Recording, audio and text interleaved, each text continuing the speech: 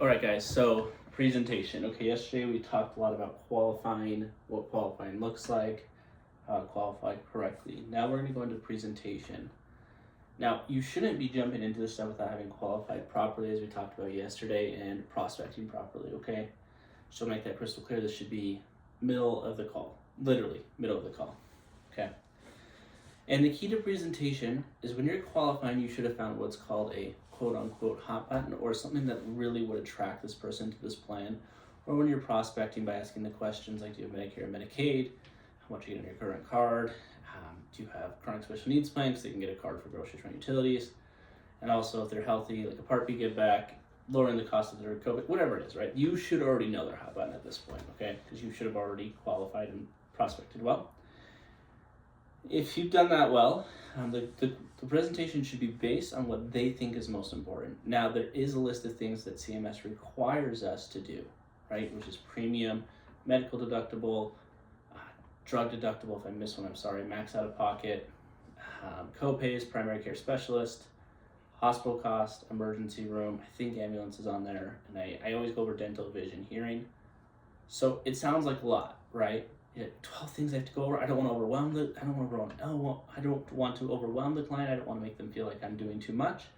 And you're right, you don't want to. So how do we do this in a productive way? Okay.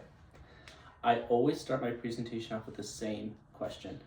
When was the last time you went to the dentist?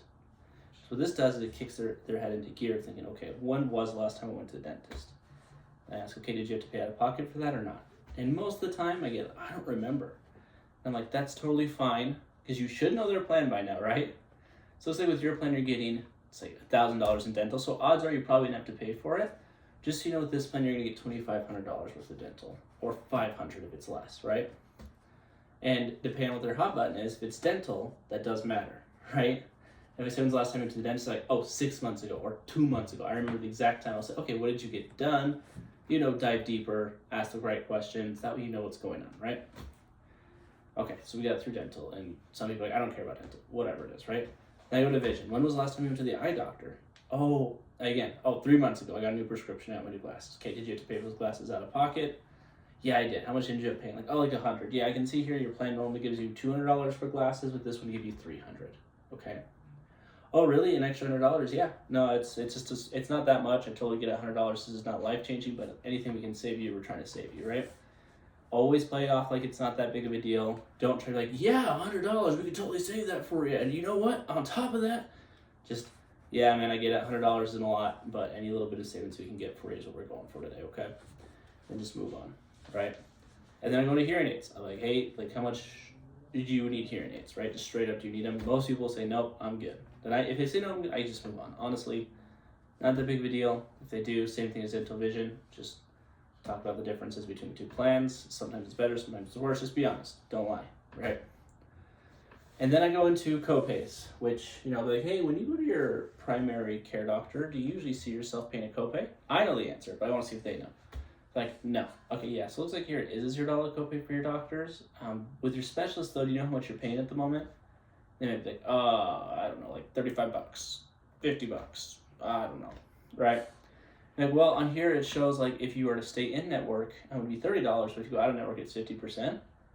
Co-insurance, which do you know what a co-insurance is? That most of the time you get no. Okay, so you just have to pay 50% of whatever they charge you if you go out of network. So if you're traveling out of town or something, you get hurt, you're gonna be charged, that 50%. Do you travel often or even at all to go visit family or whatever? Yeah. Okay. So with this plan, even though the actual copay is gonna be a little bit higher to start with, you're going from a $35 to $40 copay. Actually, if you go out of the town though and you get hurt, it's only gonna be $40 to see those specialists still, right? Should you need to do a continuous visit, or you have doctors in the hospital regularly seeing you, as long as they're willing to accept that insurance.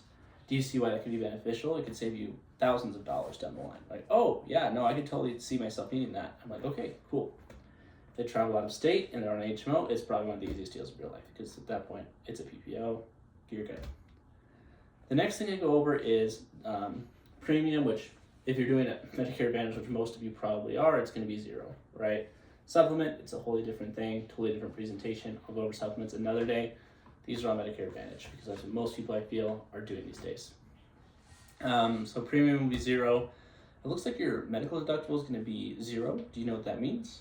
Yes. Okay, cool. And if you don't know what a medical deductible is, you shouldn't be doing this. But then if they don't know, explain it to them. Yeah, so it looks like your drug deductible with this one goes from $250 to $500. It's going to go up $250, but really, by looking at your medications, they're all going to stay at 0 cost because they're tier 1 and 2 drugs. Do you know what that means? No, I don't. That just means you're taking mostly generic, and those are excluded. So you'll still pay 0 for your medications. Oh, okay, so I won't change anything there? No.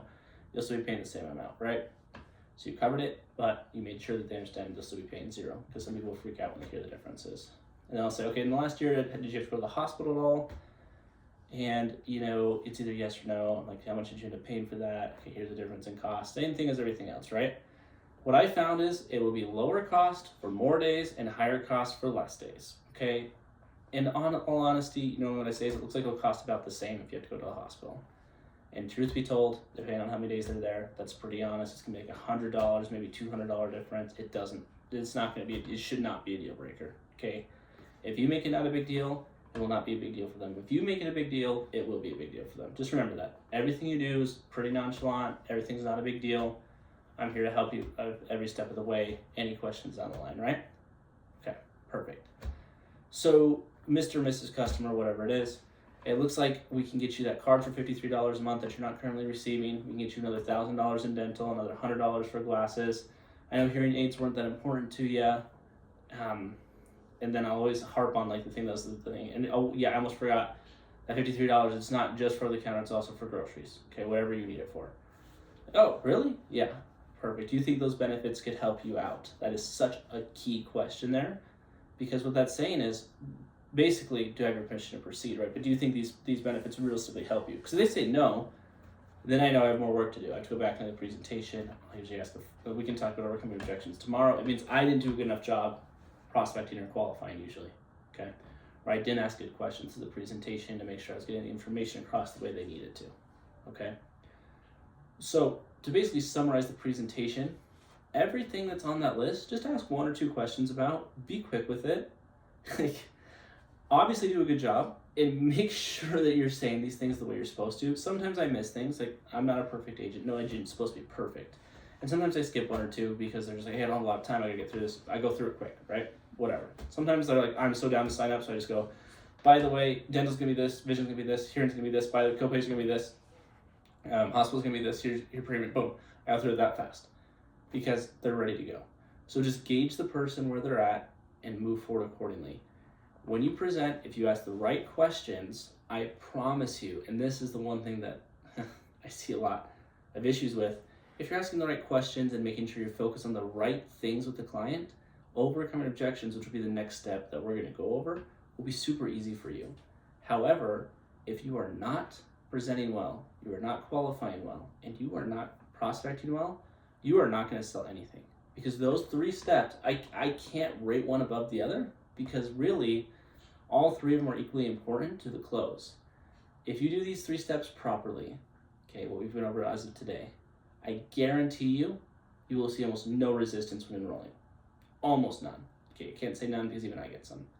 But you will see much less resistance, especially presenting, asking the right questions, making sure you understand where they're coming from. These questions aren't hard, they're pretty simple, but I promise you, if you just ask questions about each thing instead of being we have to go over these 12 items, if you say that, go hang up. Just start asking the questions, be casual about it, and I promise you'll have better results. Thanks, guys. I'll see you in the next one.